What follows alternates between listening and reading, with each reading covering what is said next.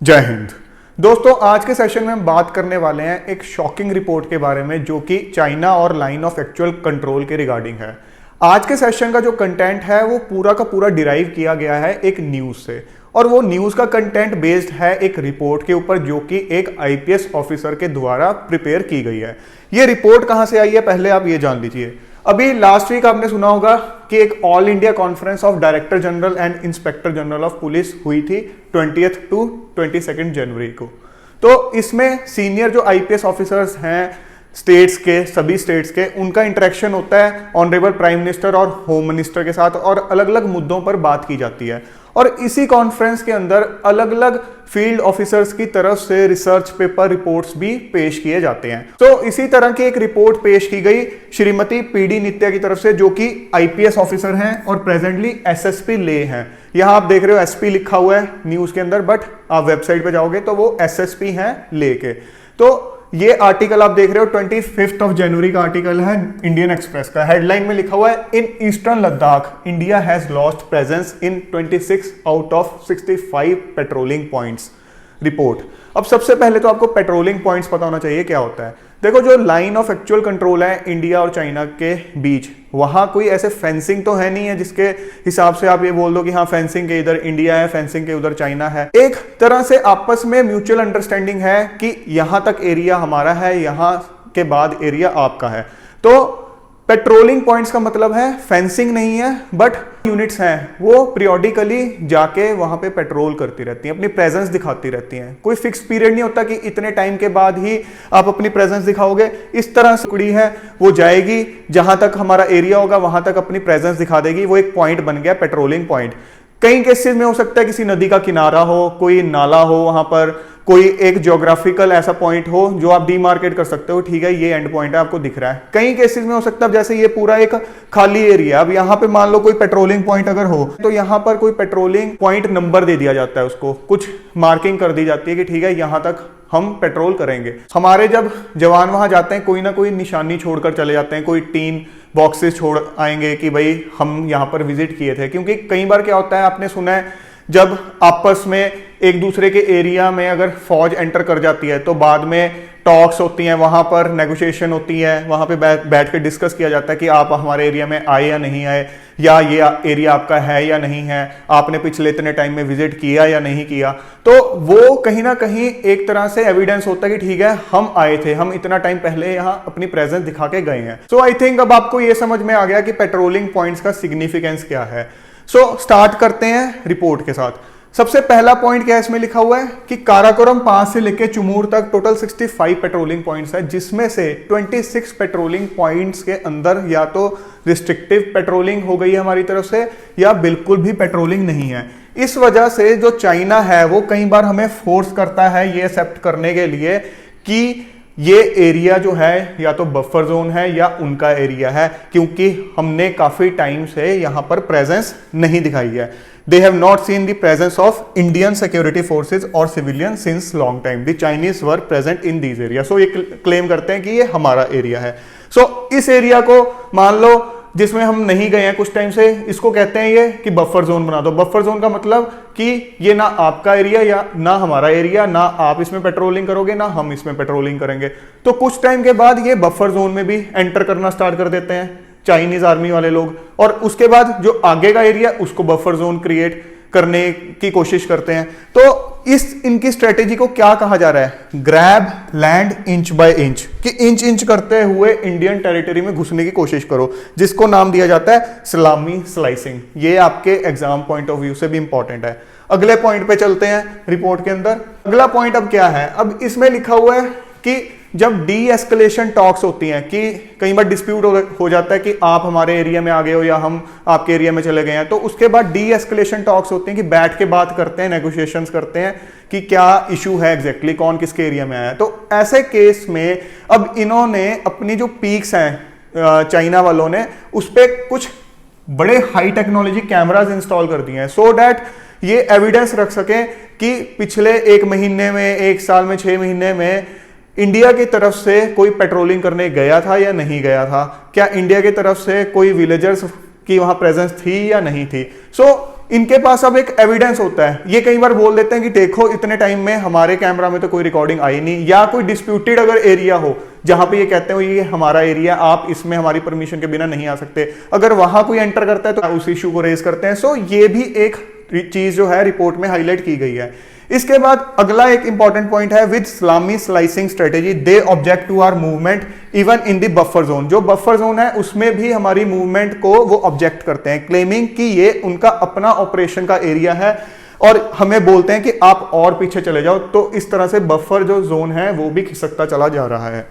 अगले पॉइंट पे चलते हैं। यहां पर लिखा हुआ है due too harsh climate, difficult terrain and remoteness of the area, क्योंकि आप देख सकते हो कितनी हाइट पे वो एरिया है, एक तरह से कोल्ड डेजर्ट है वो।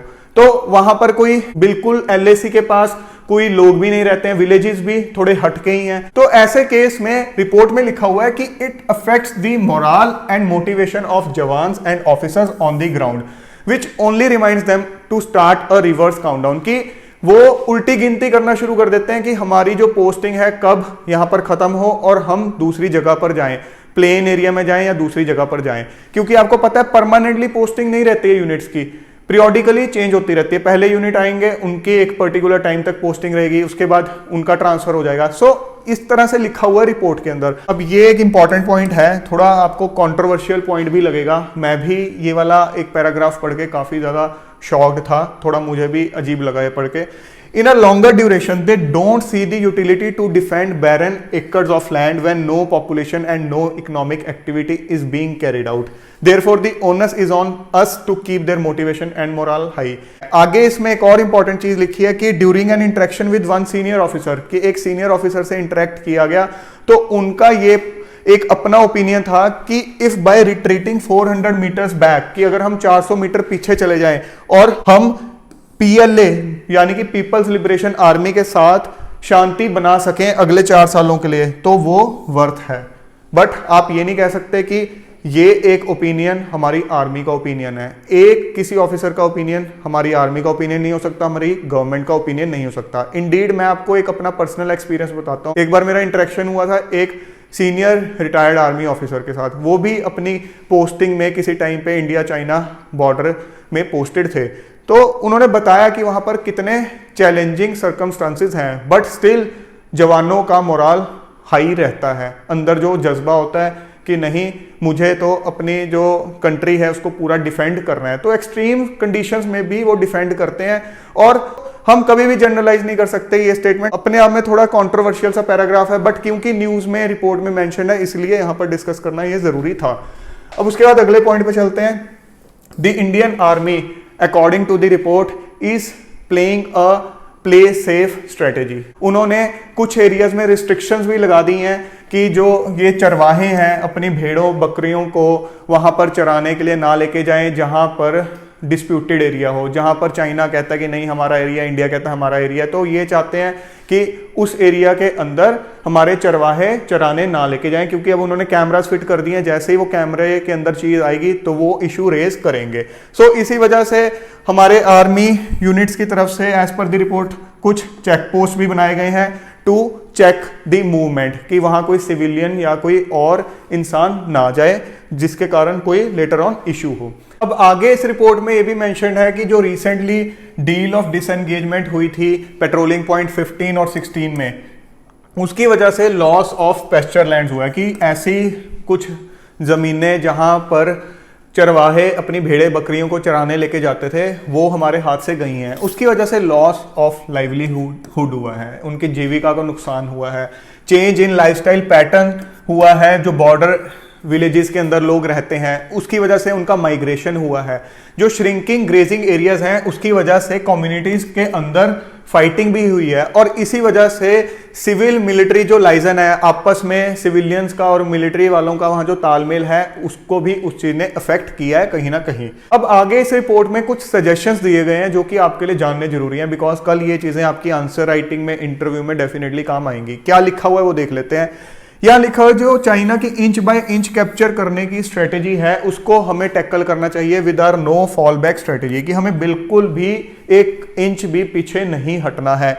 इंडीड जो ऐसे एरियाज हैं जो कि चाइना ने बफर जोन बना दिए हैं, और पिछले कुछ सालों से अब चाइना वहां पे पेट्रोलिंग कर रहा है। अगर वो हमारे एरियाज थे तो हमें उस पर भी अपना क्लेम रखना चाहिए जब भी कोई बात होती है या जब भी कोई इश्यूज रेज करने की अपॉर्चुनिटी आती है। उसके अलावा यहाँ एक और बहुत इंपॉर्टेंट चीज लिखी हुई है, ये लिखा हुआ है कि जो अनफेंस्ड बॉर्डर है, जहां पर फेंसिंग नहीं है, उसको हम इस चीज से तो कंपनसेट नहीं कर सकते कि हम वहां पर अपने जितने मर्जी जवान बढ़ा दें, बट यस हम कुछ इंपॉर्टेंट स्टेप्स उठा सकते हैं, जैसे कि a multi pronged approach like rural development, tourism attraction, infrastructure buildup and schemes like model border villages, की उस एरिया के अंदर हम इंफ्रास्ट्रक्चर डेवलप करें, टूरिज्म को अट्रैक्ट करने के लिए स्टेप्स उठाएं। उसके अलावा बिल्कुल उस एरिया के अंदर गांव भी बसाएं, मॉडल विलेजेस सेटअप करें, सो दैट उस एरिया के अंदर हमारी प्रेजेंस दिखे।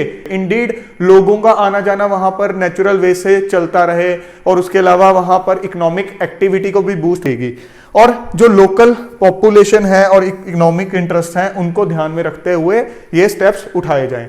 और लास्ट में एक चीज, rather than thinking in offensive and defensive terms, LAC needs to be dealt with a positive approach, giving importance to civilians needs as well as military requirement। मतलब दोनों की जो रिक्वायरमेंट है उनको ध्यान में रखते हुए कदम उठाए जाएं। तो दोस्तों ये तो वो फैक्ट्स थे जो कि इस आर्टिकल में मेंशन्ड है, या आप कह सकते हो इस रिपोर्ट में मेंशन्ड है। अब एक इंपॉर्टेंट डेवलपमेंट और हुई है एज पर न्यूज 18 वेबसाइट, वहां पर ये एक आर्टिकल है 26 जनवरी का। इसमें लिखा हुआ है कि जो डीजीपी मीट 2022, ये लिखा 2022 है बट ये हुई अभी जनवरी 2023 में थी, बट इसका जो टाइटल है वो 2022 का ही है। तो जो एक कंपेंडियम ऑफ आर्टिकल्स था, मतलब कलेक्शन ऑफ आर्टिकल्स था इस मीट के रिगार्डिंग, वो हटा दिया गया है after SPs right up on India losing area in LAC. अब ये अपने आप में एक क्वेश्चन है कि ये कंपेंडियम ऑफ आर्टिकल्स को क्यों हटाया गया है, क्या कुछ एरर था रिपोर्ट के अंदर, या रिपोर्ट अपने आप में कंट्रोवर्शियल है, जैसा कि हमने कुछ एक फैक्ट्स इसमें डिस्कस किए हैं उस वजह से।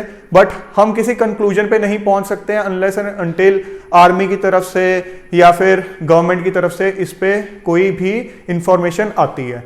बट अगर हम पास्ट में इससे रिलेटेड कुछ न्यूज की बात करें तो आप ये एक न्यूज देख सकते हो द हिंदू की 21 सितंबर 2022 की। अब इसमें भी लिखा हुआ है grazing lands turning into buffer zones says chief of village bordering LAC. So कहीं ना कहीं सिमिलर फैक्ट्स आपको इस न्यूज के अंदर भी मिलेंगे, आप जाके ही इस न्यूज आर्टिकल को भी पढ़ सकते हो। सो फ्रेंड्स, आई होप आज के सेशन से आपने कुछ इंपॉर्टेंट सीखा है, लाइक पेट्रोलिंग पॉइंट्स के बारे में आपको पता चला, एलएसी के बारे में कुछ की फैक्ट्स पता चले, किस टाइप के चैलेंजेस हैं, किस टाइप के सिचुएशन और एक्सट्रीम सर्कमस्टांसेस में हमारे जवान वहां पर रहते हुए हमारे देश की रक्षा कर रहे हैं। हमें अपने जवानों के ऊपर नाज होना चाहिए कि कितने एक्सट्रीम चैलेंजेस के बावजूद वो वहां पर डटे हुए हैं और हर वक्त हमारे देश की रक्षा के लिए तत्पर हैं। सो फ्रेंड्स, जल्द मिलेंगे एक और नए और इंपॉर्टेंट सेशन के साथ। Till then keep grinding yourself and stay fit and healthy. जय हिंद।